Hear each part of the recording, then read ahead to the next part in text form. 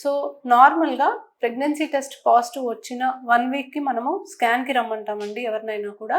So ఈ స్కాన్లో మనకి గర్భసంచి లోపలే ప్రెగ్నెన్సీ వచ్చిందా లేకపోతే బయట వచ్చిందా అనేది క్లియర్గా తెలిసిపోతుంది. ఒకవేళ గర్భసంచిలో మనకు శాక్ కనిపించట్లేదు, ప్రెగ్నెన్సీ ఎక్కడా కనిపించట్లేదు, పక్కన కూడా ఎక్కడా కనిపించట్లేదు అంటే బీటా హెచ్సిజీ అనే హార్మోన్ టెస్ట్ చేస్తాం.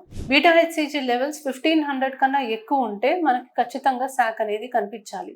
గర్భసంచి లోపల శాక్ లేదు అండ్ బీటా హెచ్సిజీ 1500 దాటింది అన్నప్పుడు మనకి ఎక్కడన్నా వేరే చోట ఎక్టోపిక్ ప్రెగ్నెన్సీ వచ్చే ఛాన్సెస్ చాలా ఎక్కువ ఉంటుంది. సో వీళ్ళని ఫాలో అప్ చేస్తామండి, రిపీట్ బీటా హెచ్సిజీ చేస్తాము.